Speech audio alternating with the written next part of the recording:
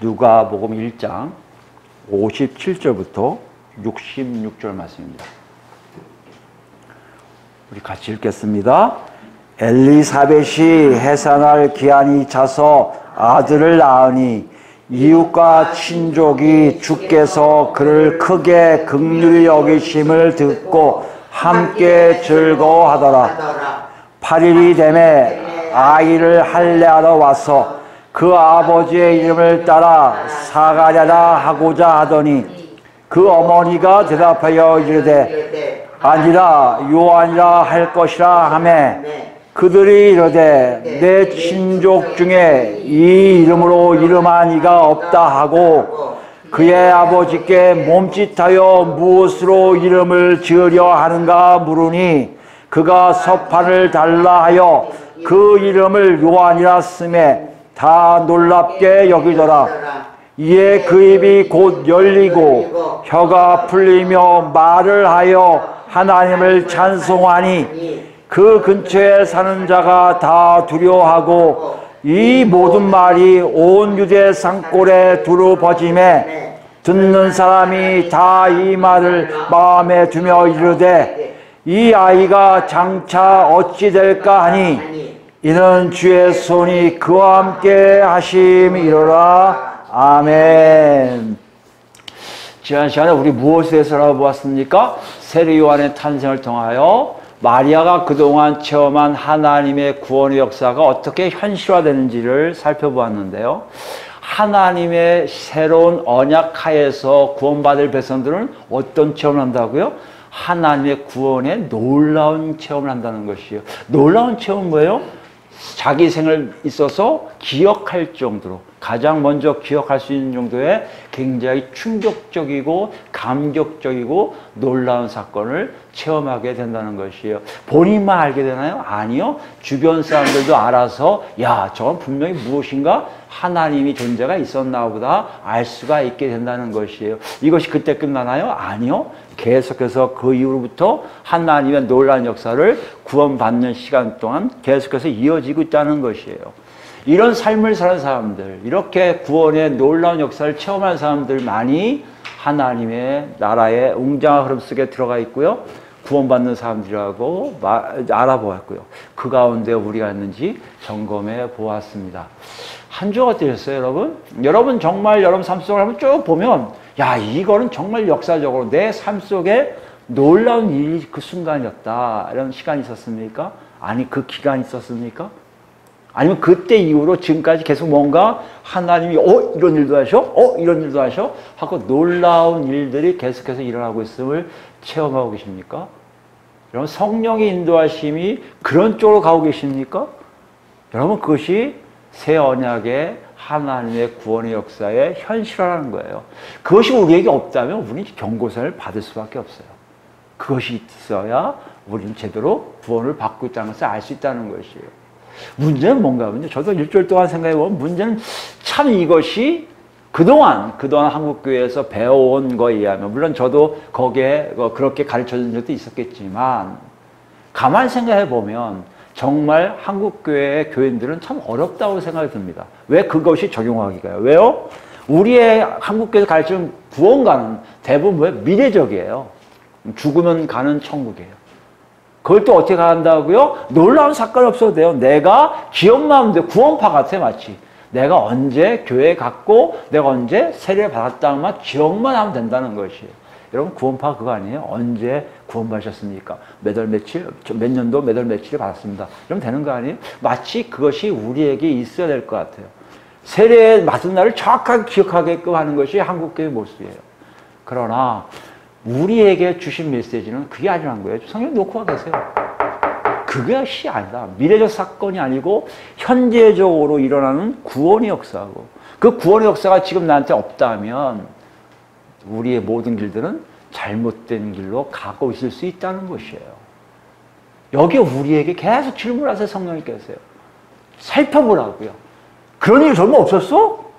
정말 그런 일들이 너에게 삶 속에 하나도 없었어? 성령님이 너한테 역사한 그렇게 없었다는 말이야? 너 때문에 다른 사람들이 예수가 너를 바뀐 거 보니까 정말 존재하시나 보다 이런 얘기를 한 번도 못 들었어? 이렇게 질문하고 계시다는 거예요. 여러분, 우리 삶은 그래요. 우리가 엉망으로 살 수도 있어요. 그런데 우리가 만약에 구원으로 간다면요, 하나님 우리 안에서 분명히 그거 놓고 하세요. 내가 정말 구원받는 삶을 살고 있니? 이 질문에 여러분 뭐라고 대답하실 거예요? 지금은 아니다.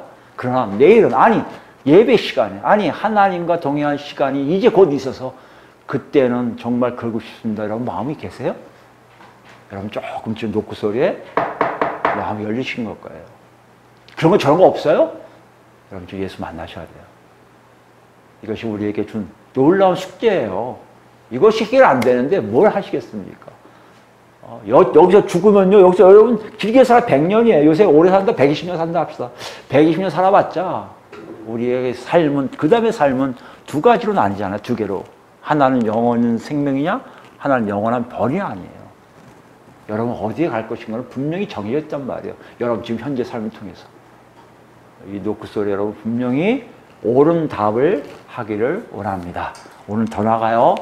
오늘 쭉 읽었지만 지난 시간 58절까지 빼고요. 58절까지 빼고 그 이하의 내용은 또 다른 어떤 구원의 역사의 현실화를 얘기하고 있어요. 하나님이 구원시킬 때 이것이 우리 삶 속에 현재화되고 현실화된 내용들을 얘기하고 있는데 어떤 한 사건을 통해서 우리에게 그것을 전달하고 있습니다. 지난 시간과 비슷해요. 지난 시간은 뭐 탄생이라는 사건을 통해서 하나님의 구원의 역사의 현실화를 얘기했다면 오늘은 어떤 한 사건을 통해서 또 한 번의 하나님의 구원의 역사의 현실화를 보여주고 있다는 것이에요. 오늘 사건을 보면 알겠지만 59절부터 64절까지 내용을 보면 뭐에 대한 겁니까? 할례가 나와요. 할례. 예. 할례는 그 당시 유대인들에게 그 조상 때부터 시작해서 대단히 중요한 의식이에요.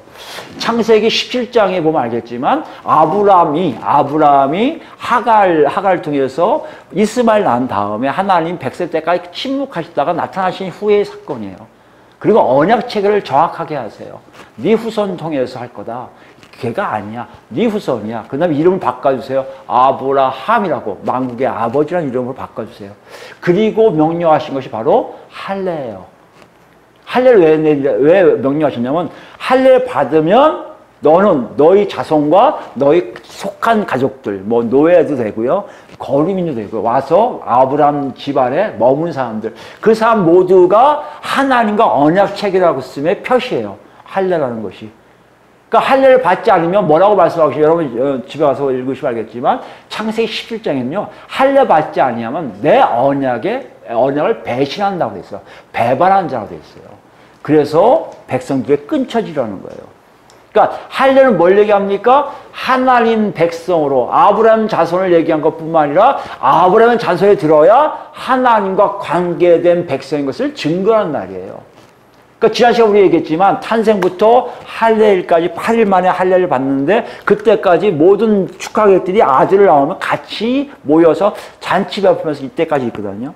그 할례 사건을 중심으로 그 할례 때 일어난 일을 기록하고 있다는 것이에요. 근데 이렇게 보면 알겠지만 할례에 대해서 뭔가 이렇게 꼭 집어서 뭔가 차이를 얘기하지 않아요. 할례 그 날에 일어난 일에 대해서 얘기하고 있다는 것이죠. 할례일에 무슨 일이 일어납니까? 여기 보니까요. 딴 것이 할례는 간단한데 뭐에 대해서 쭉 쓰고 있습니까? 59절 이하부터 63절까지 이름에 대해서 나와요. 이름 짓는 거. 이름 짓는 사건이 누가가 이야기하고 싶은 사건이구나 우리가 알 수 있습니다. 할례의 내용은 알아도 그거보다 이름 짓는 게 나온다고요. 여러분 이름은요. 유대인들 그 당시 유대인들은요. 태어날 때 이름 짓는 게 일반적이었어요. 그런데 원래 그리스 로마의 시대는요. 태어난 지 7일 내지 10일 안에 이름을 짓거든요. 이거의 영향인지 모르지만 후기 유대 문헌에 할례 받을 때 이름 짓는 일들이 완호 이렇게 기록되는 걸 볼 수가 있습니다. 근데 누가는요, 좀 이따 우리가 나중에 보겠지만 예수님도 할례 받으실 때 예수라는 이름을 받으세요. 이러고 보면 이 당시에도 할례 받을 때 8일 만에 이름을 정하는 것도 그렇게 낯설지 않은 일이 됐다는 것이에요. 어떻게 보면 이름 정한다는 얘기는요, 그 사람의 평생의 모든 것을 다 정하는 것 같아요. 그래서 태어날 때부터 했는데 후기서부터 약간 늘어져서 할례 받을 때 이름 정하는 것까지 다 포함되고 있다는 것이에요. 어찌됐든 이름 짓는 건 그만큼 중요한 일이에요. 중요한 일이라 왜 중요하냐면 그 당시 사람들은요. 이름 우리가 말 성이 없어요 말하자면 이름만 있는 것 같아요. 문정 이렇게 돼요. 그럼 우리 하람이는 어떻게 돼요? 문정의 아들 하람 이렇게 얘기해야 돼요. 그러니까 그 시족에 쭉 나가요. 그럼 나중에 우리 자손들이 나오잖아요. 그러면 내 이름과 하람 이름이 반드시 나와야 돼요. 그게 박문정과 관련된 사람들이 내용을 얘기하고 있는 거예요. 마찬가지 그 당시 유대인들 똑같은 일을 합니다. 같은 시족내, 같은 친족내 이름이 반복적으로 나오게 돼 있어요. 반복적으로 나오게 돼 있어갖고 보통 할아버지 이름을 땁니다. 할아버지 이름을 따는 것은 바로 아버지와 똑같은 이름 부르면요. 아, 누구야? 그러면 다 쳐다볼 거 아니에요. 그런 것 같아요, 기분에.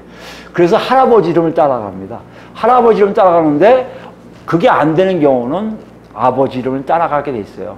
이거 누가 정해요? 아버지가 권한을 갖고 있어요. 아들 이름을 정하는 건.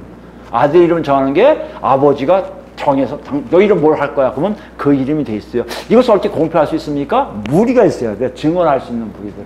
증인들이 있어야 돼요.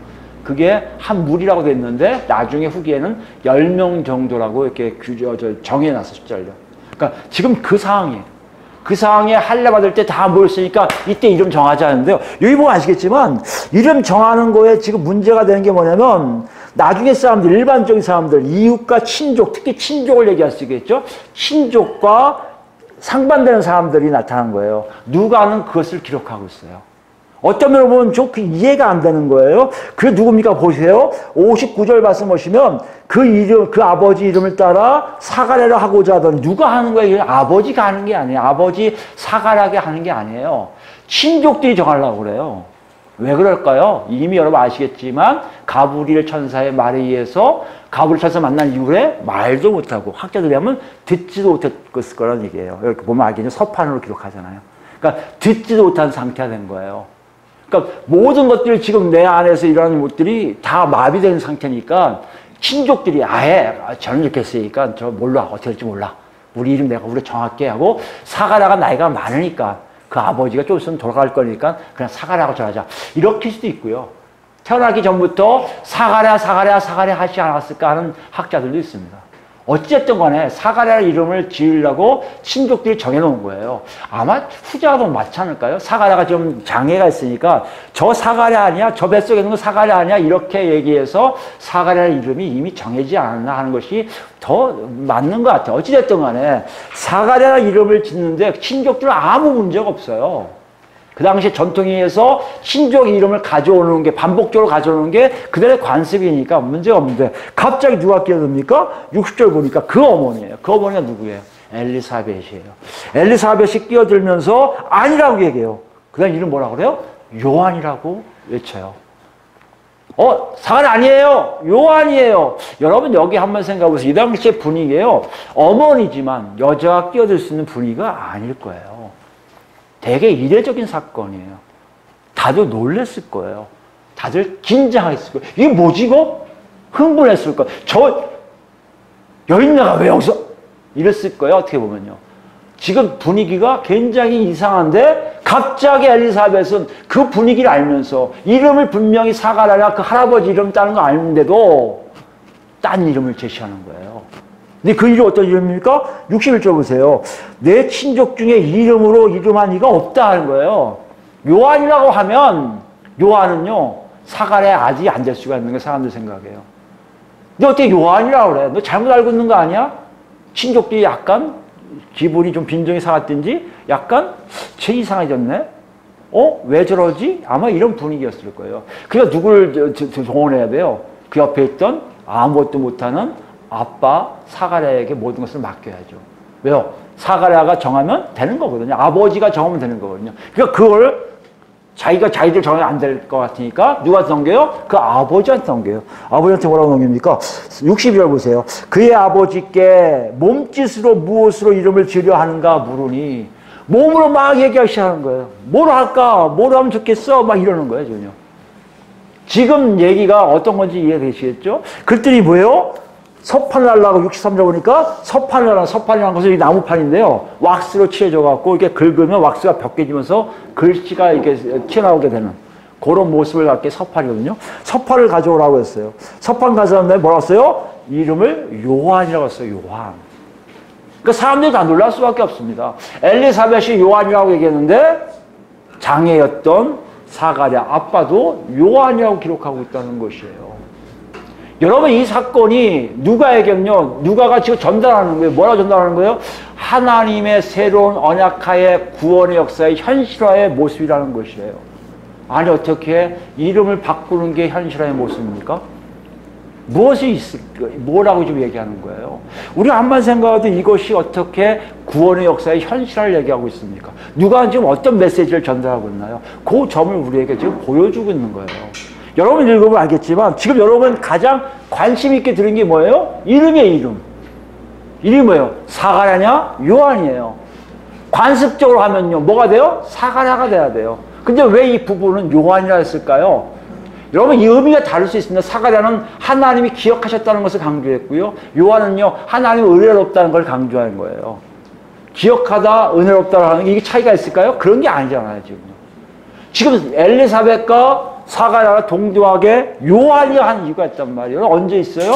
1장 13절 보시면요. 가브리엘 천사가 이름을 정해줘요. 가브리엘 천사가 뭐라고 이름을 정해줘요? 아내가 아들 낳으니 이름을 요한이라 하는 거예요. 그러니까 요한이라는 이름은요. 정해져 있는 거예요. 누굴 통해서요? 하나님을 통해서 정해져 있는 거예요.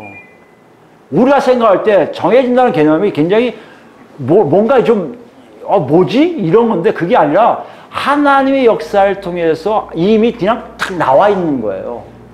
그 여러분 뭘 얘기하고 싶은 거예요? 지금 누가는요. 이름이 정해졌다는 걸 얘기하면서 뭘 얘기하냐면요. 그 당시를 얘기하는 거예요. 지금 언제입니까? 할례 받을 때예요. 할례 받는 게 뭡니까? 구약에서 아브라함을 통해 아브라함 후손에게 하나님의 언약을 체결하는 그 순간이었단 말이에요.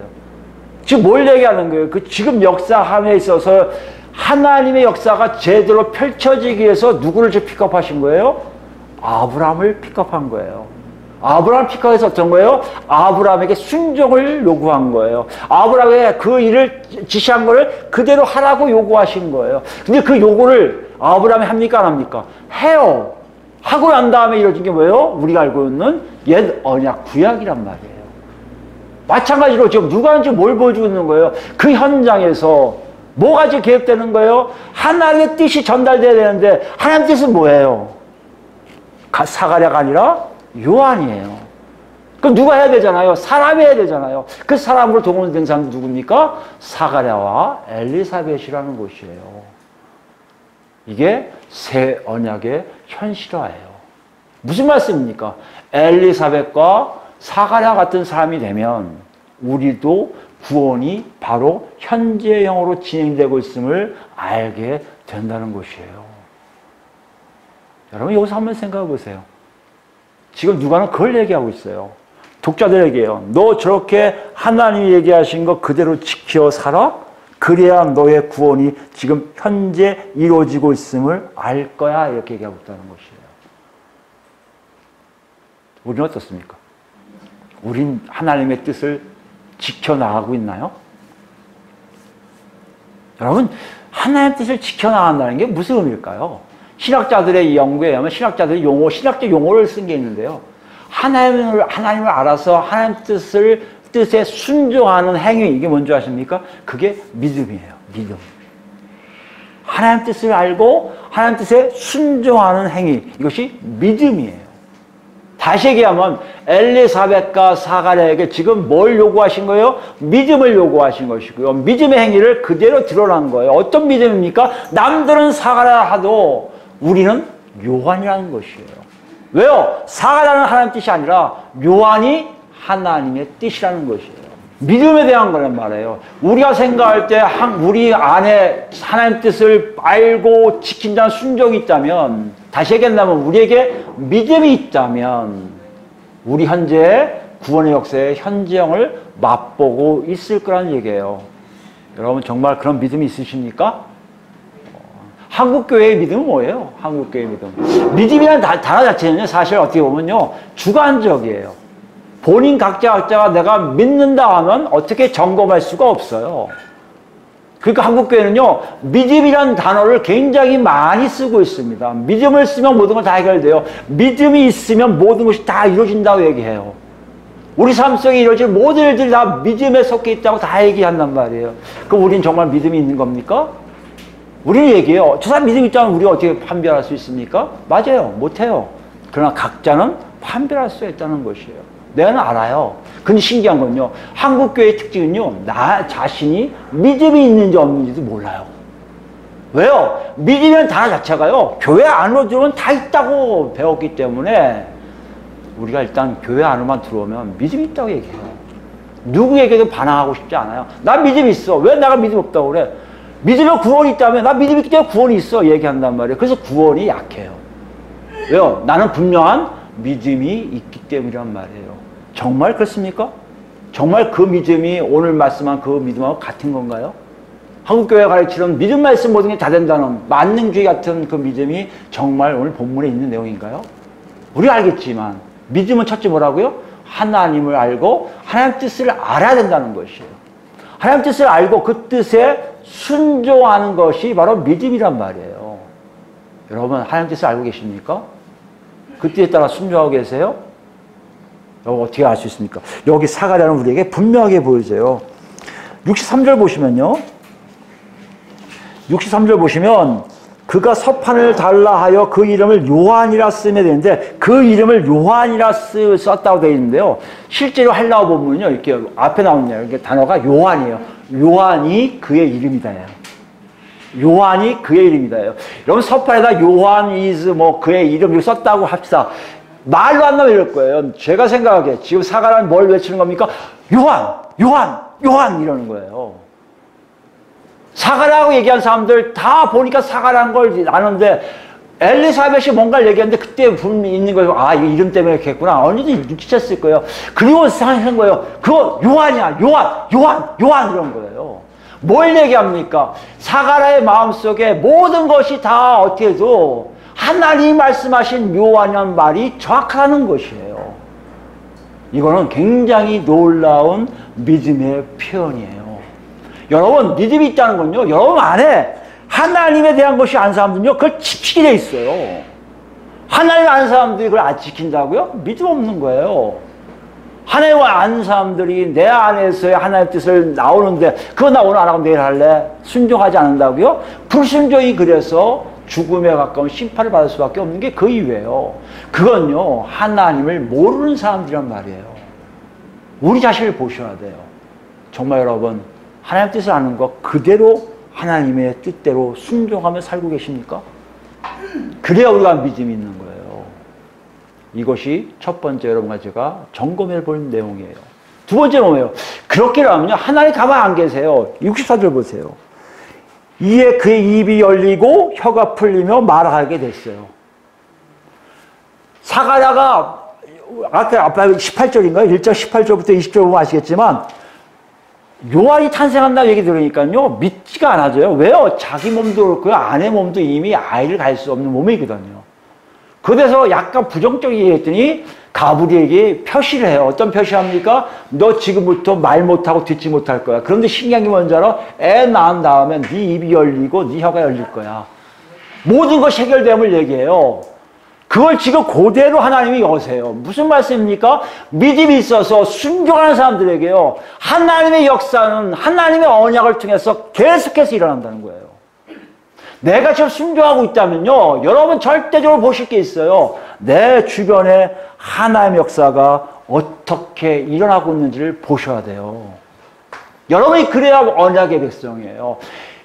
아브라함이 할례를 지킨다고 할 때요. 믿음으로 할례를 지킨 거거든요. 믿었으니까 할례를 지키는 거예요. 그 다음에 역사를 누가 하세요? 하나님이 하세요. 이삭을 낳게 하시고요. 이삭 다음에 야곱을 낳게 하시고요. 야곱을 통해 12지파를 만드시고요. 이스라엘은 백성들을 만드셔서 이 땅에 하나님의 백성을 선언하세요. 여러분 그것이 바로 언약을 지키시는 하나님을 더욱더 알아가는 과정이에요. 이게 믿음이 있는 거예요. 다시 얘기할까요? 믿음은요, 내가 하는 게 아니에요. 하나님이 오셔서 알게 하세요. 알게 하시면 그 하나님의 안 거에 대한 뜻을 내가 순종하는 거예요. 내가 순종하면 어떤 일을 합니까? 다시 하나님이 그 순종을 통해 더 큰 역사를 일으키세요. 증표를 내세요. 얘는 내 거야 라고 알려주세요. 그것이 계속해서 사이클을 통해서 계속 반복적으로 나가는 일들이 바로 믿음의 역사라는 것이에요. 이 역사가 있는 것이 뭐라고요? 구원 역사의 현실화예요. 현재화예요. 여러분 그럼 다시 간단하게 할까요? 여러분과 제가 정말 구원받고 있습니까? 마리아가 체험한, 머리로만 들었던, 아직 환상으로 봤던 그 일이 실제로 일어나고 있는 사건은 어떤 겁니까? 여러분 안에 하나님을 알게 되고요. 하나님의 말씀에 순종하고 있고요. 그 순종에 따라서 하나님이 더 큰 여러 가지를 또 보여주고 계시다는 거예요. 그러면 또 그걸 지킬 것이고요. 또 나갈 것이고요. 또 지킬 것이고요. 또 나갈 것이에요. 이런 일이 있는 사람들은 하나님의 구원의 역사를 실제로 현재 맛보고 있다는 것이에요. 여러분, 여러분과 제 믿음은 어디 있습니까? 그런 믿음인가요? 만약에 그런 믿음이 있다면 여러분 분명히 하나님의 구원 역사를 알 거예요. 하나님 나를 구원시키고 계시네. 알 거예요. 그런 믿음의 역사가 없습니까? 그런 순환적인 게 없습니까? 여러분 죄송하지만 지금 구원이 어떻게 이루어진지를 전혀 관심을 갖지 않고 계실 거예요. 지금 누가는 독자들에게 그것을 보여주세요. 이 역사가요. 예수님이 오시면 더 커져요. 왜요? 예수 오신 다음에 일어나는 하나님의 역사가 놀라워요. 왜 그럴까요? 예수님의 탄생이 곧 하나님의 뜻을 전달하는 과정이거든요. 그것을 믿는 자라고 믿으라고 하나님의 역사를 일어납니다. 귀신도 내쫓기고요. 병도 낫고요. 가난한 사람들에게 복음이 들어가고요. 낫고 먹는 것 부족함 없이 오병이어 기적도 일으키고요. 죽은 자가 살아나고 이런 일들이 일어나니까 뭡니까? 하나님의 언약의 역사가 그렇게 쉽게 현재화되고 있음을 얘기해요. 예수님이 좀 원래 하고 계십니까? 네 안에 지금 이미 그것이 들어갔다면 하나님 나라가 임했다는 거 아닙니까? 여러분 중요하게 여기셔야 돼요. 예수 그리스도 오신 지 벌써 2000년이 가까이 지나고 있어요. 죽으신 지가 이미 부활되신 지가 2000년 넘어 가까이 되고 있다면 여러분 한번 생각해 보세요. 그 역사하심에 여러분의 삶에 그런 역동적인 삶의 모습이 하나님과 내 관계에 내가 순종하면 하나님 더 큰 걸 알게 하시고 더 큰 걸 알게 하는 순종하면 여러분이 점점 달라지고 있음을 여러분이 안다면 여러분 분명히 구원을 안다는 거예요. 이것이 없다면 여러분 죄송하지만 여러분의 믿음은 없고요. 믿음이 없으니 하나님을 만난 적이 없고요. 하나님이 없으니 여러분과 제 구원은 요원하다는 거예요. 이것이 여기 여러분에게 있습니까? 그럼 우리는 이렇게 생각할게요. 사례 같은 믿음만 내가 귀가 먹었다가 열렸다면 우리도 분명히 그런 믿음을 가질 거예요. 얘기하는 사람 많아요. 여러분 뭘 오해하세요? 제가 멤버 얘기했잖아요. 우리의 구원은 어디에 기초하고 있다고요? 언약이에요. 역사가 아니에요. 여러분. 내 눈에 보이면 나 믿을 거야? 그런 사람 치고 믿는 거 별로 없어요. 한센병자 10명 중에 다시 돌아오는 사람은 딱 한 사람밖에 없어요. 9명은 제각기 갔어요.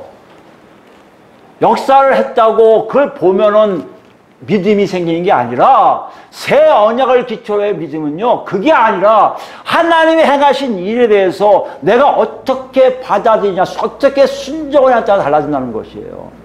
이것이 새 언약의 구원의 역사의 현재형이에요. 그럼 우리는 거기에 있어야 봐야 되잖아요. 왜요? 이미 예수님이 죽으시고 부활되시고 승천하셔서 성령님을 보내셨기 때문에 이 역사하심이 우리 안에서 어떻게 이루어지고 있는지를 확인해야 우리가 믿음 있는 거 아니에요. 이게 언약이니까.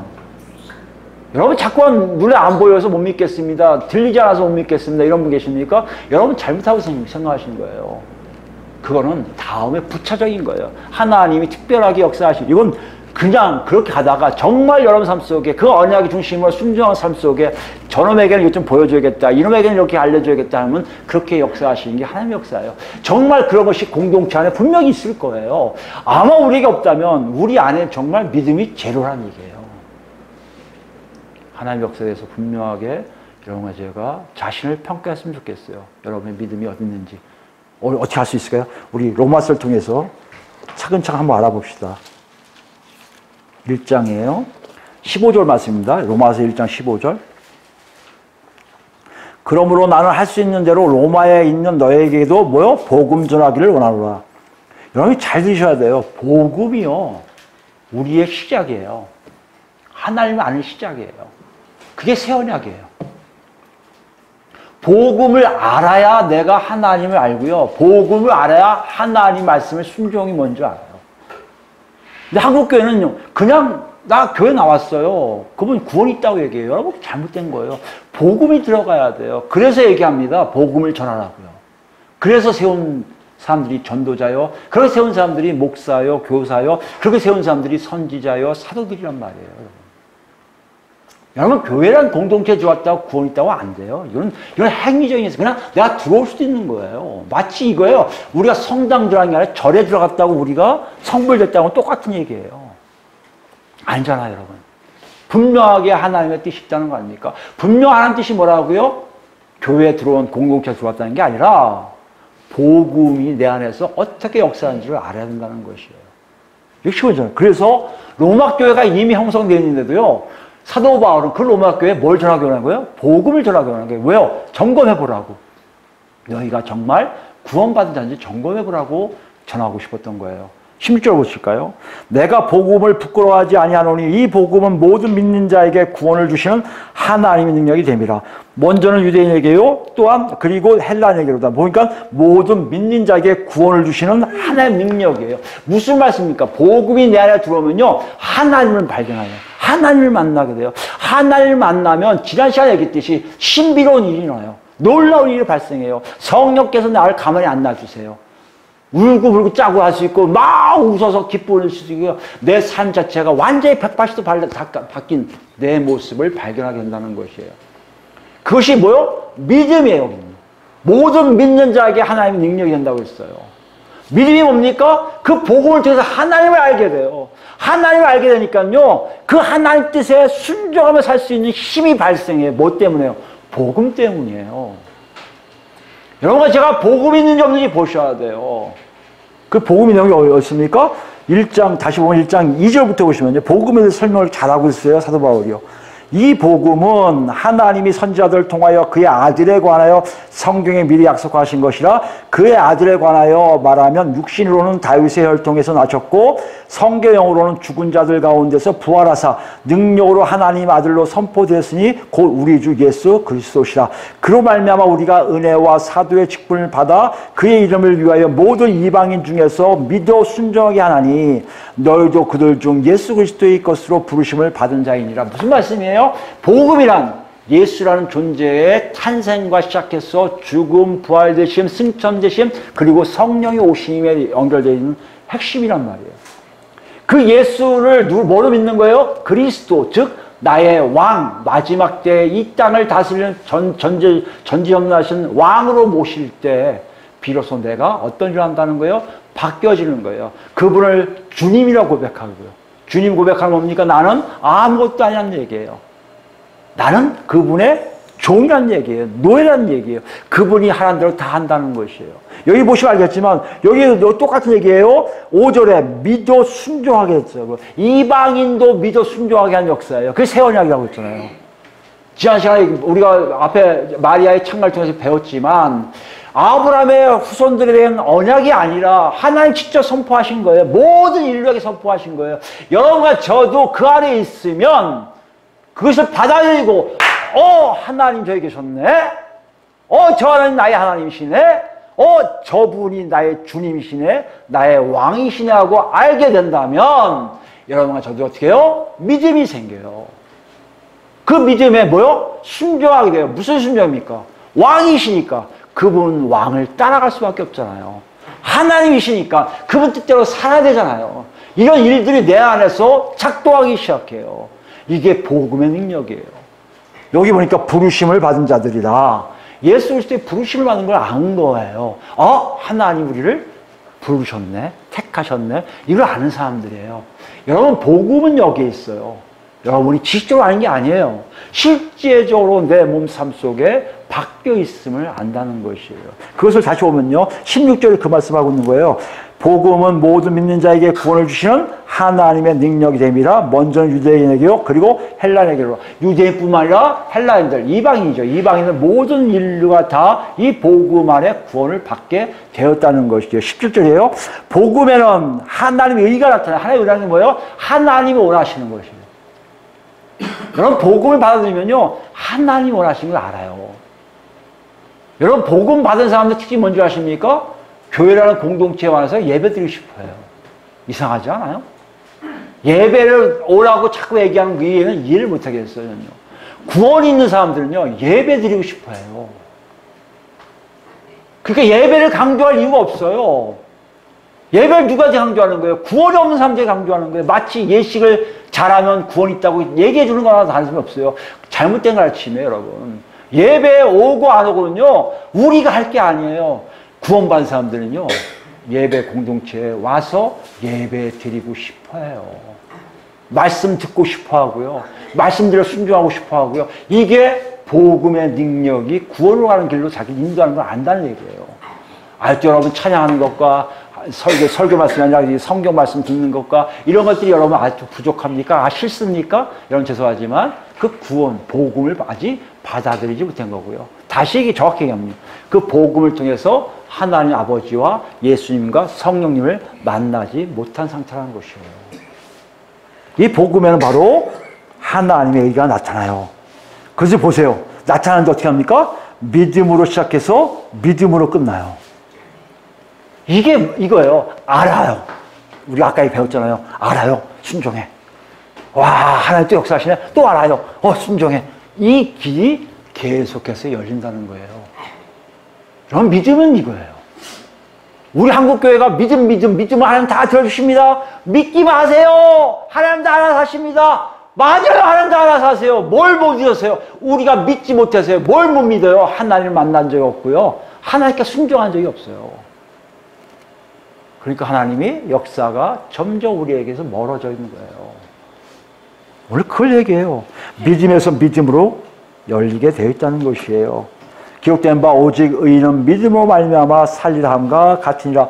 의인은요, 하나님과 함께하는 자예요. 그 의인에게 받을 거 뭐라고요? 믿음이에요. 구약에는 신실함이에요. 여기서는 믿음으로 얘기해요. 사도 바울이 약간 변형시킨 거예요. 어떤 믿음이에요? 하나님을 알아서 하나님께 순종하는 그 시스템을 얘기해요. 그 안에서 북적북적되면 의인도 살아가게 된다는 것이에요. 의인이 어떤 사람이라고요? 하나님과 동행하는 삶이 계속해서 일어나게 되어 있다는 것이에요. 로마서 5장 가볼까요? 로마서 5장 가면 이걸 좀 더 확대하고 있어요. 로마서 5장 1절입니다. 로마서 5장 1장 제일 씁니다. 그러므로 우리가 믿음으로 의롭다 하심을 받았으니 우리 주 예수 그리스도를 말미암아 하나님과 화평을 누리자 이렇게 됐어요. 여기 보면요, 우리가 믿음으로 의롭다 하심을 받았으니 그 의미예요. 믿음으로 의롭다는 것은 하나님이 인정한다는 거 아니에요? 어떻게 믿음으로 인정이 됩니까? 여러분과 제 삶 속에 아무것도 있는 게 아니라 이런 내용이에요. 실제적으로 와요. 그렇죠? 하나님을 실제로 만나게 돼요. 그 만남이 계속해서 진행되면서 하나님 인정하는 삶으로 계속하게 됐다는 얘기예요. 그러니까 우리가 갖고 있는 내용들이 점점 하나님 뜻을 점점 이룰 수가 있다는 거죠. 예, 그 얘기예요. 우리가 믿음으로 의롭다 하심을 받았으니 우리 주 예수 그리스도를 말미암아 하나님과 화평을 누리자. 믿음으로 의롭다 하심을 받은 자라는 것은 다시 얘기지만 하나님을 알고 하나님의 순종함의 역사함이 있는 자들은 어떤 일을 한다고요? 하나님과 화평을 누려요. 하나님과 화평을 누리는 게 무슨 말입니까? 하나님과 갈등이 없어져요. 하나님과 갈등이 없다는 게 여러분 이해되십니까? 여러분 죄사함을 받은 사람들은 분명히 알 거예요. 죄사함을 받은 경험이 있고 체험이 있는 사람, 그 놀라운 경험한 사람들은요, 하나님과 내 안에 가로막힘이 없어요. 내가 하나님을 찾을 수가 있고요, 하나님이 꼭 나를 만져주신 것 같은 느낌이 늘 체험적으로 나타난다는 것이에요. 왜 그렇습니까? 이게 바로 예수 그리스도를 통한 복음의 능력이에요. 이것이 믿음의 증거예요. 여러분 정확하게 하셔야 돼요. 난 믿는데요, 나 하나님을 모르겠어요. 난 믿는데 예수님 모르겠어요. 이런 사람 있습니까? 그럼 믿는 게 아니에요. 내가 공동체 안에 들어왔는데요, 교회 안에 들어왔는데 다 알아요. 뭐 지시를 다 알아요. 그런데 그분하고 나하고 늘 뭔가 가로막히는 게 있습니다. 있습니까? 저는 죄송하지만 믿음이 있는 게 아니에요.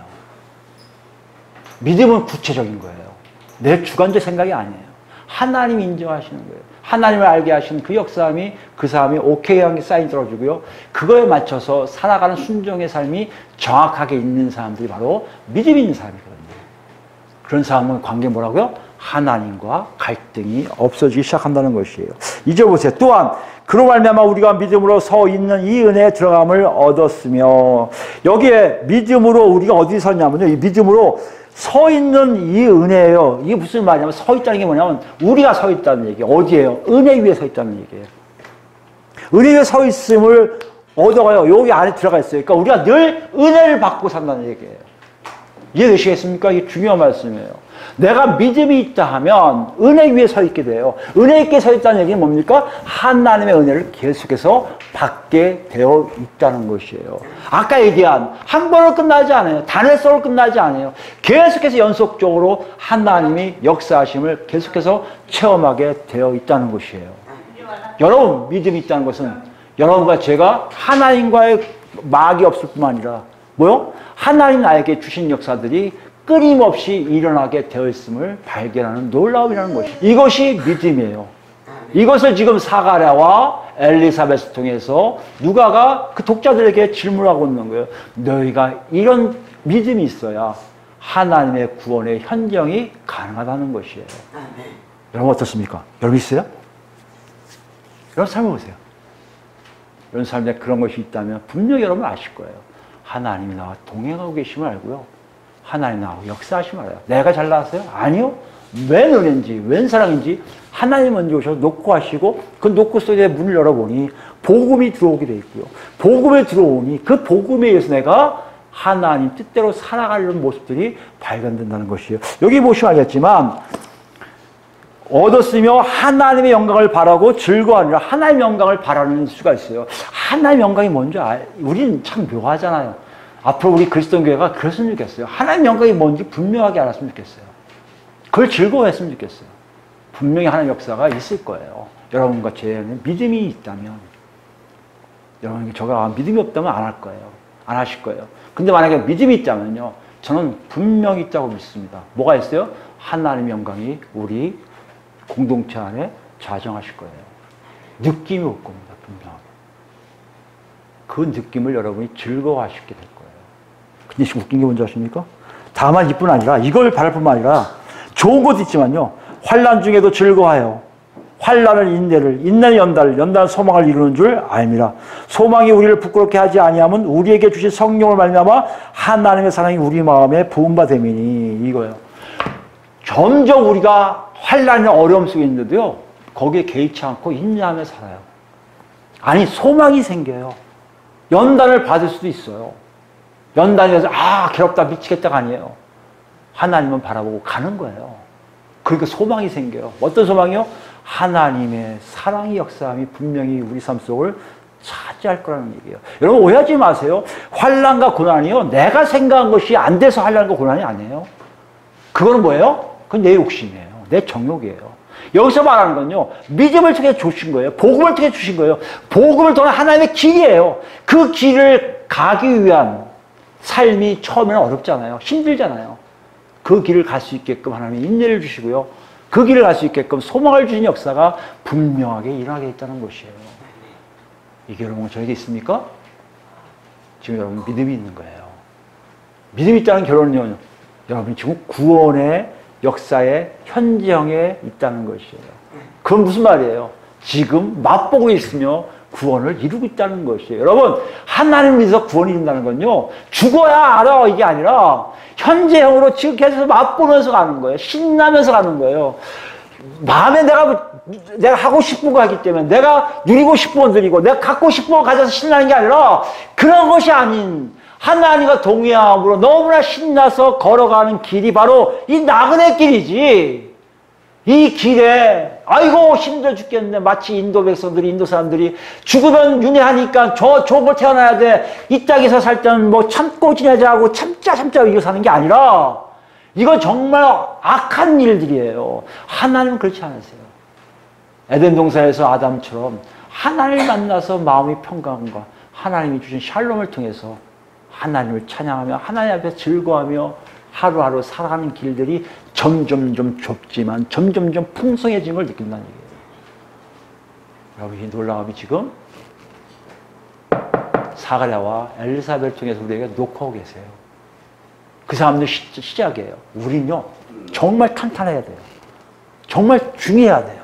정말 그 안에 있음을 알아야 돼요. 없다 우리는 구원을 하는 게 아니에요. 로마서 14장 가볼까요? 로마서 14장 보면 이런 사람들이 이런 삶을 사는 사람들이 특징들이 나타나는데요. 이래서 이게 다 가능한 겁니다. 이게 이해가 되실 거예요. 로마서 14장입니다. 17절이에요. 하나님 나라는 먹는 것과 마시는 것이 아니요 오직 성령 안에서 의와 평강과 희락이에요. 성령 안에서 의, 하나님 뜻을 지키고요. 샬롬이고요. 기쁨이에요. 먹고 마심이 아니에요. 먹고 마심은 세상의 삶이에요. 하나님 나라는 그게 아니에요. 그걸 이해가 돼요. 복음이 들어오니까 그게 이해돼요. 싸움도 어떤 싸움을 해요? 의를 위해 싸워요. 샬롬을 싸워요. 기쁨을 위해 싸워요. 나머지 먹고 마실 싸움이 아니에요. 이게 우리가 저절로 이 안에서 습득되는 거예요. 왜요? 하나님을 알았기 때문에. 내 안에 순종하려는 믿음이 생겼기 때문에. 그래서 그걸 간단 말이에요, 여러분. 그 삶을 얘기해요. 18절에 이로써 그리스도를 섬기는 자는 하나님을 기쁘시게 하며 사람에게도 칭찬을 받느니라. 그러므로 우리가 화평의 일과 서로 덕을 세우는 일을 힘쓰나니 보세요. 그렇게 되기 때문에 사람들에게도 칭찬을 받아요.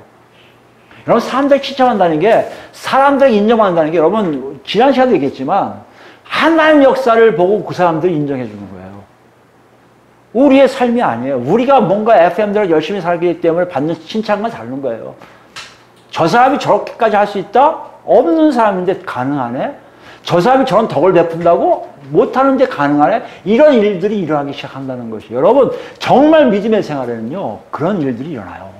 우리가 도덕을 지킨다는 얘기가 아니에요. 윤리를 지킨다는 얘기가 아니에요. 사회법을 잘 지켜야 된다는 얘기가 아니에요. 우리 삶 속에 자연스럽게 우리는 살고 있는데요. 모든 법이 우리에게 적용이 돼버려요.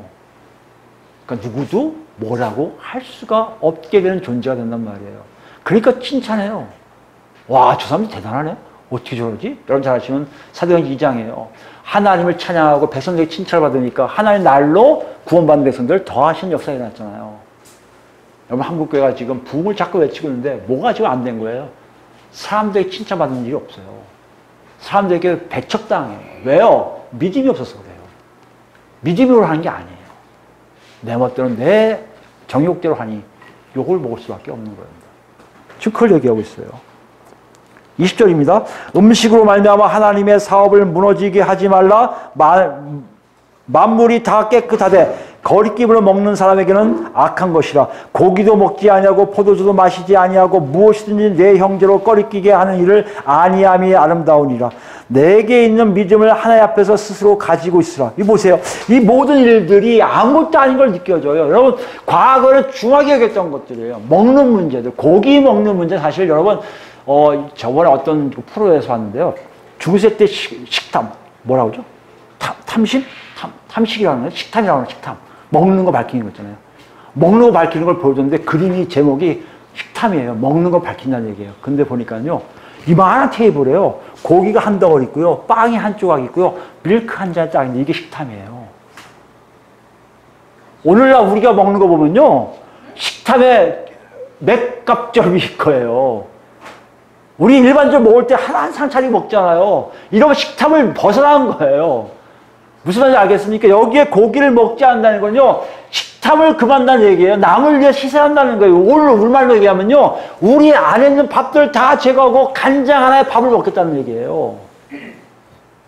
무슨 말입니까? 먹는 거 갖고 나를 어떻게 할지 못하게 만든다는 얘기예요.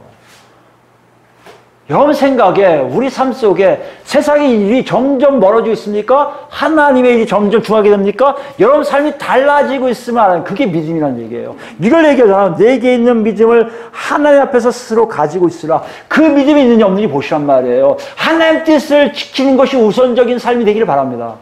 그래야지 여러분 삶과 제 삶 속에 진정 하나님 함께 하심의 구원의 현재형이 계속 일어난다니까요. 우리 그걸 관심도 없잖아요. 하나님 이게 뭐 중요해? 그건 나 못한 일이야. 나한테는 이게 중요해. 이러고 있잖아요. 그게 아닙니다, 여러분. 지금 내게 있는 우리 믿음을 스스로 가지고 있는지 보라는 거예요. 자기가 옳다는 바로 자기를 정죄하지 아니하는 자는 복이 있도다. 23절이 중요합니다. 의심하고 먹는 자는 정죄되었나니 이는 믿음을 따라 하지 아니하였기 때문이라. 보세요. 먹는 것 때문에 정죄하는 거 뭐예요? 믿음을 따라 하지 않는 거예요. 믿음을 따라 하지. 믿음을 따라하지 않는 게 뭐예요? 하나님을 알지 못하고 순종하지 못한 걸 얘기합니다. 여기 보세요. 나중에 결론이요. 그게 뭐예요? 믿음을 따라하지 아니하는 것은 뭐예요? 다 죄니라 하잖아요. 죄.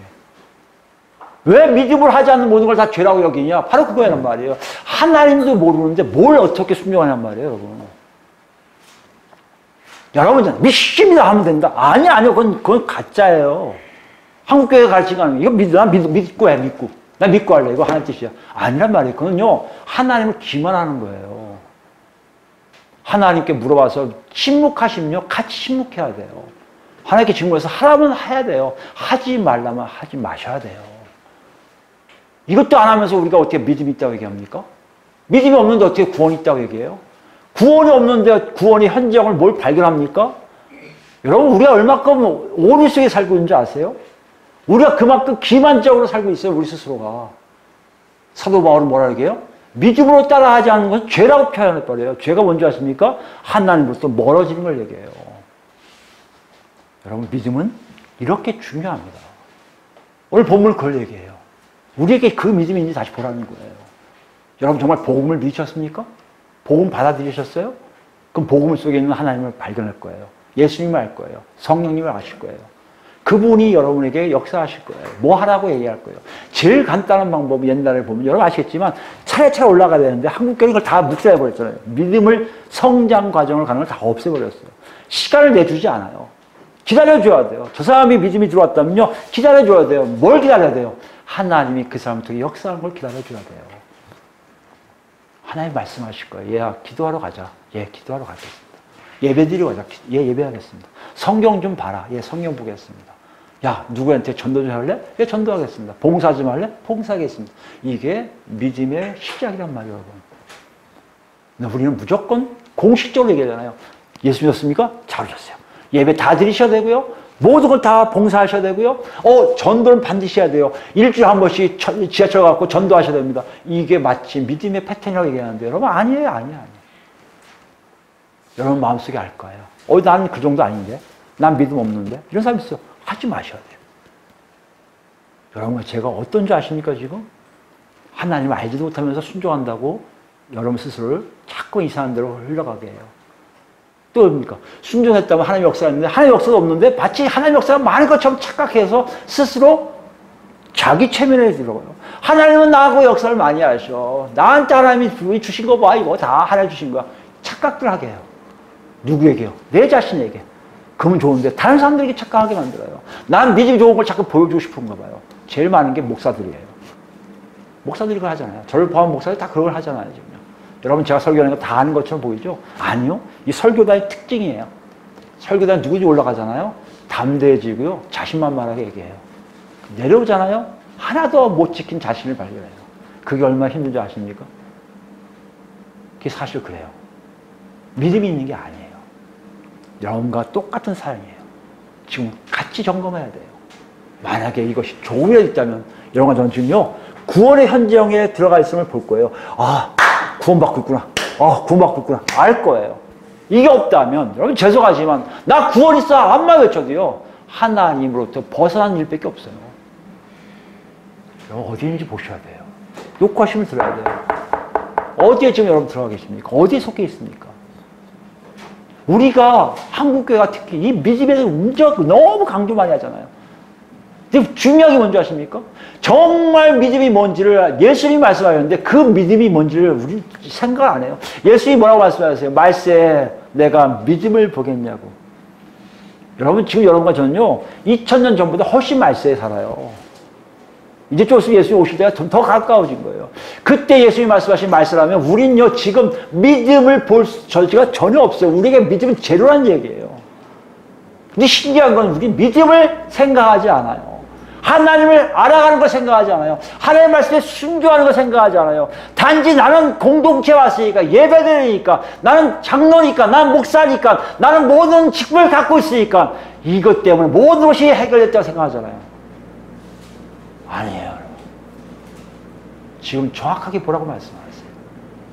너의 지금 믿음이 어느 수준인지 보라고 하세요. 그래야 진정 구원의 현장으로 간다는 것이에요. 우리 마지막 유다서를 볼까요? 유다서를 보면 마지막 때 믿음이 중요한 걸 보여줘요. 마지막 때의 믿음을 보여줘요. 그리고 어떤 일을 하는지 보세요. 믿음은 여러분 아시겠지만요. 하나님을 자꾸 만나야 돼요. 근데 여러분과 저는 누구를 통해 만납니까? 성령을 통해 만나잖아요. 성령을 통해 만나는데요. 뭐 때문에 지금 문제가 됩니까? 성령을 통해 만난 것과 딴 사람이 얘기한 것이 차이가 있으면 그거에 대해서 여러분이 어떤 걸 취하는지 몰라요. 한국교회가 가장 많이 이단이 있는 이유가 여기 있어요.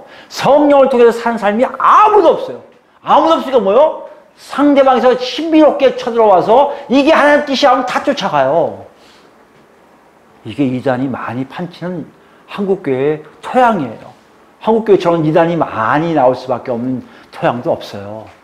여러분도 저도요, 언제든지 이단에 휩쓸릴 수 있는 가능성이 많아요. 왜 그런지 아십니까? 믿음은 없는데요. 이상하게 다들 믿음이 있다 하니까 누가 얘기하면 그걸 스스로 판단해서 그게 옳지 하고 떠나간다는 거예요. 성령의 역사함이 없는 사람들의 모습을 정확하게 우리가 알 수 있다는 것이요. 3절 말씀 보세요. 3절입니다. 사랑하는 자들아, 우리가 일반으로 받은 구원에 관하여 내가 너희에게 편지하려 생각이 간절하던 차에 성도에게 단번에 주신 믿음의 도를 위하여 힘써 싸우라는 편지로 너희를 권하여야 할 필요를 느꼈노니. 여기 보세요. 구원에 관한 일반으로 받은 구원에 관한 뭔가 얘기하려고 했어요. 구원 이런 거야 얘기하려고 했었는데요. 그 기회를 놓쳤다가 뭐에 대해서요? 믿음의 도라고 되는데 사실 믿음의 도가 아니에요. 믿음이에요. 믿음에 관련된 얘기를 함으로써 구원을 얘기하고 싶은 거예요.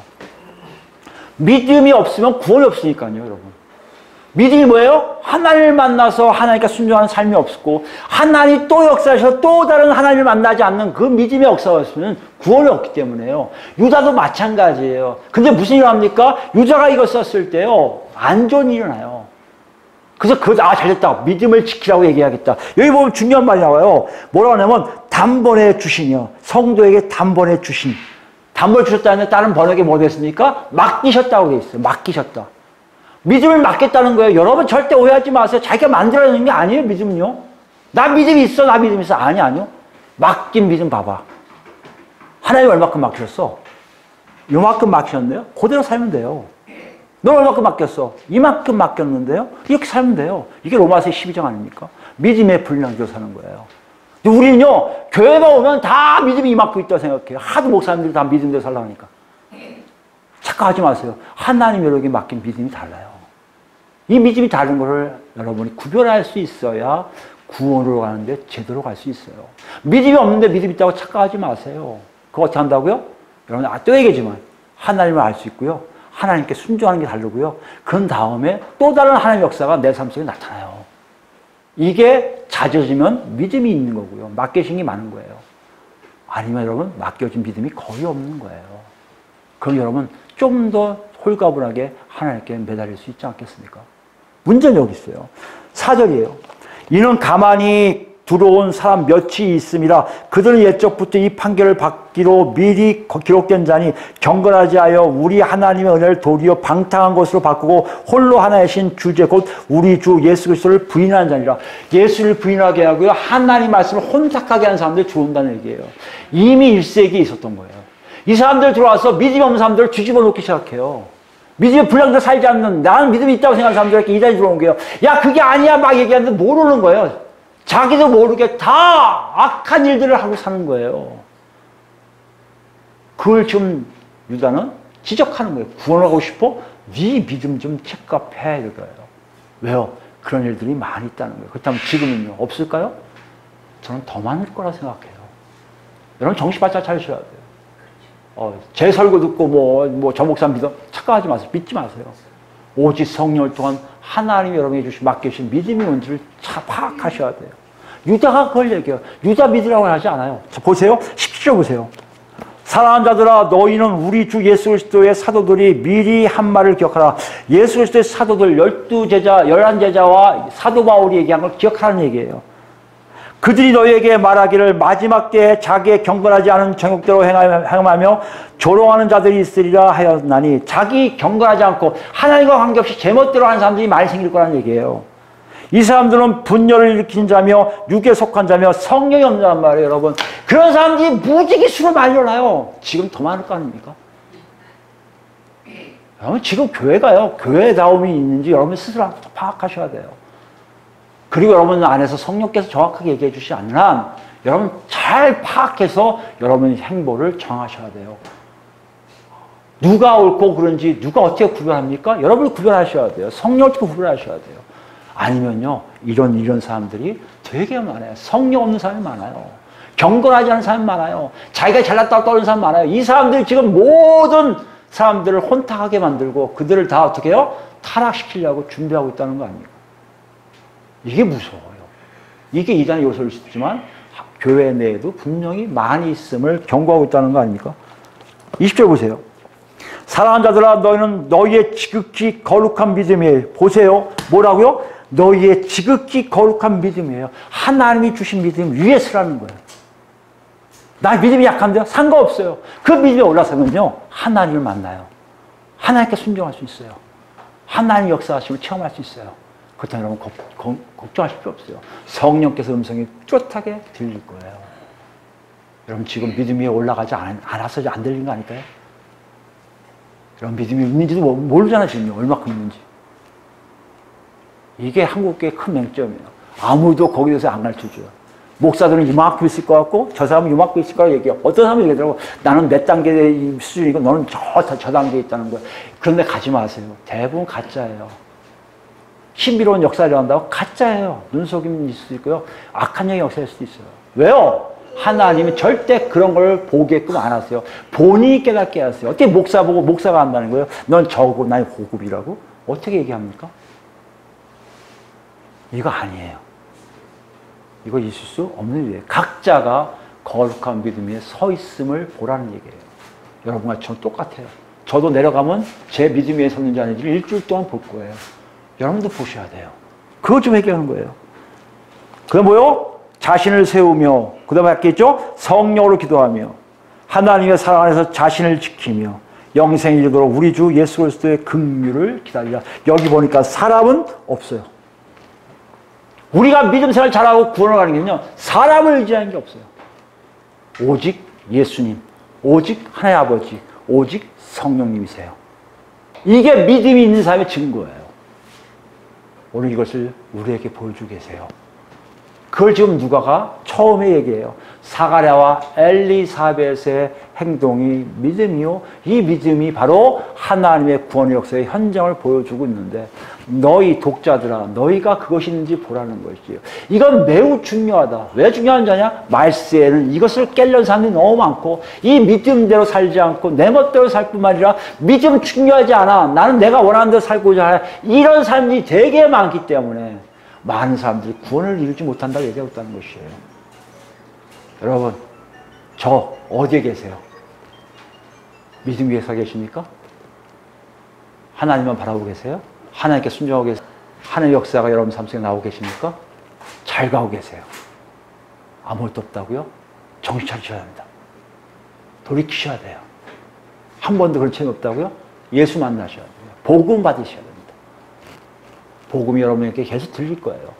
예수가 너를 위해서 죽었고 부활되셨고 너를 위해서 높아지셨고 지금도 다스릴 뿐만 아니라 너에게 성령을 보내신다. 나를 믿으면 성령을 보내신다고 지금 말씀하고 계실 거예요. 그 말씀 여러분 뭐라고 대답하실 거예요? 받으세요. 아멘 하세요. 하나님의 역사를 체험하게 되실 겁니다. 이런 체험이 우리 모두에게 있어서 정말 구원이 현재 가네 이런 고백이 여러분 모두에게 있기를 예수 그리스도로 축원드립니다. 기도하시겠습니다. 아버지 하나님 감사합니다. 오늘 주신 말씀에 우리 삶을 돌이켜봅니다. 정말 복음을 통해 하나님 만났는지요?